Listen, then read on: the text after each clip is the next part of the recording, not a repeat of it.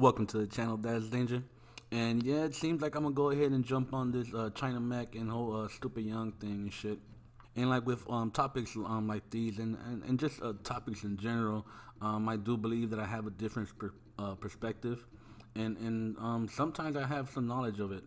And so let's go ahead and tackle this shit, and let's see where I go. You told you about the gangs or whatever. Like, you know how like all of that started out here for the Cambodians. Yeah, yeah. It was to protect our. It was to protect ourselves. You know what I'm Protect saying? yourself from who? From getting picked on by the Hispanics. Oh wow. Yeah, yeah. But because Cambodians and Hispanics in Long Beach, only Long Beach particularly, not no L.A., not Compton, nowhere else, just Long Beach. It was very, very racist. Very. It was worse when I was growing up. And a few minutes later into the video, he gets into how Cambodians in particular were treated in Long Beach. So yeah. From other people, right? Do you Yeah, know yeah. how would people get picked on? Like, how do you know? I remember my dad said in the PBS interview, they interviewed him before. Oh, word? They interviewed him Yeah, with yeah. PBS? They interviewed me and then they wanted to talk to him. He said just basic shit because we came over here with nothing. So we got no car to go to the store or nothing. So him just walking to the store to get milk or get groceries for my grandma or his mom and coming back, they'll say come back, go back to your country, wherever you came from. Fuck Chino, shit like that, nips, whatever, and they just couldn't take it. And by no means am I downplaying his life experiences, in no way.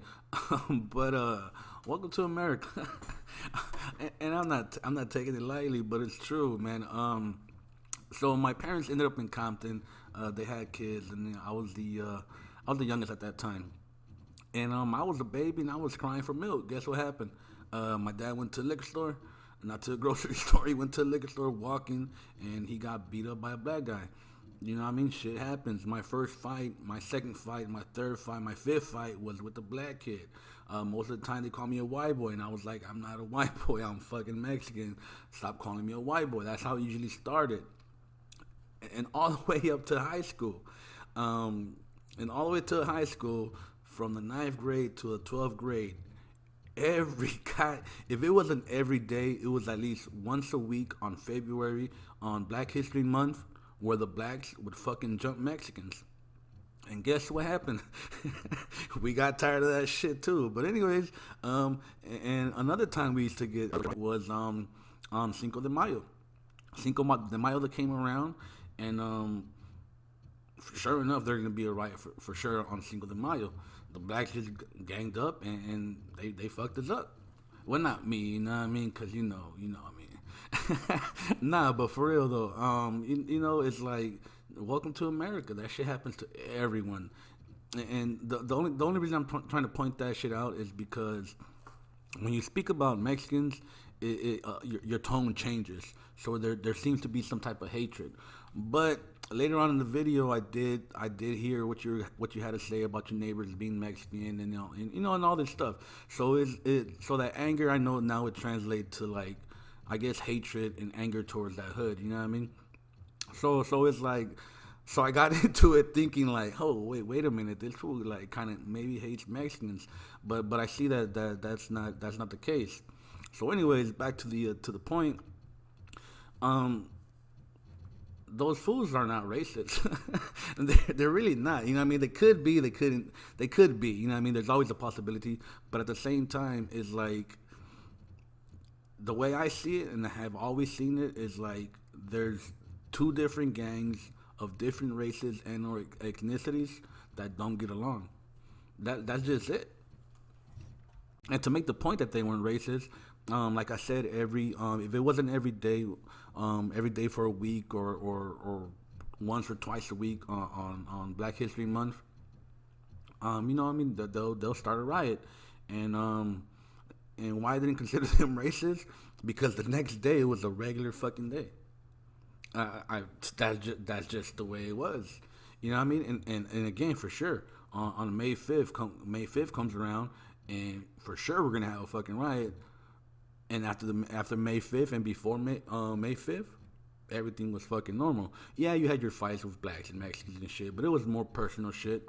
And but anyways, that's just the way it was. So now that I understand like where your tone comes from, it's like I don't see you as being racist. Just more like I guess you're discriminating that particular gang. And I almost forgot. Another one that caught me off guard was being called a Chino. Which you're not Chinese, I'm pretty sure you were really offended for that, and being called Nip again, another slur not intended for Cambodians. But anyways, uh, guess who called me? Guess who was the first person that called me a beaner? You got it correct. It was a black guy, and guess who was the first person that called me a wetback? Nope, it was actually a Chinese guy, Korean. He was a fucking he was the owner of the liquor store. He fucking wetback. I was like, shit, the fuck is a wetback? And I didn't even know what that meant. So my aunt was actually visiting, and I asked her, hey man, so what's a wetback? And she started laughing, and then she got serious, and she was like, you know what, you're not a wetback. You're actually born here, so this and this and that, and she told me the reason why Mexicans were called wetback, and I got a little offended. But she was like, you know what? Don't even worry about it. When I crossed the river, it was low tide, so only my ankles got wet. So I was like, oh shit, yeah, man. So your life experience is just like the Italians, just like the Irish, the Jews, the blacks, the Hispanics, and another thing that I forgot was the slurs. Actually, I'm older than you, by more than a few years, and so I know people from Long Beach and all this stuff, and guess who told me where's the origin of FOB? A Cambodian chick. She was my age, probably your dad age, and she was like, yeah, it wasn't just the Mexicans that were being racial. Other Asians used to call us FOB. That's who started the whole FOB slur was other Asians. So all I'm saying is like, you know what I mean, like I said, sometimes even though that I know now that it's not true, it just sometimes you feel, your tone changes, and I just wanted you to take a note that, you know what I mean, it wasn't just Mexicans. And now for the spicy stuff, for real. And they snap. Us and the rivals, they snap, but to the point where they just snap to the point where we was green lighted before. You know what I'm saying? It was because damn, I heard that green light situation, yeah. and it was basically because of that. Because I guess they just, you know, they want to go hard on us, and the Asians just went 3 times harder, and took it to another level, and they had to get help from the Mexican mafia, you know.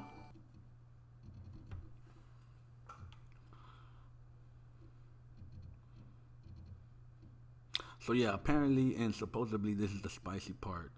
I don't think so. I literally consider it as being bland. Those are normal, everyday occurrences and shit. But anyways, let me get to the point.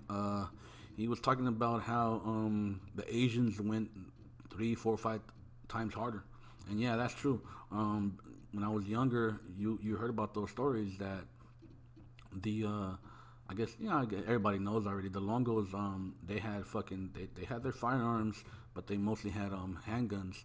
And the fucking Cambodians, these motherfuckers, they used to get AKs shipped overseas. And back in the day, all you had to do is really break down a gun and just ship it. Or if you don't break it down, you end up getting it from the Long Beach port. You know what I mean? It's called trafficking. That shit would never stop.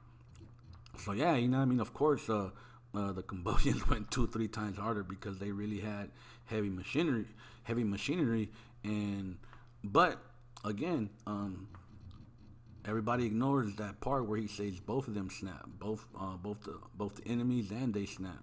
So and in no way is he saying that that they didn't do their thing, because obviously, you know what I mean, we heard about that shit too, and we were like, oh shit, this is really going down.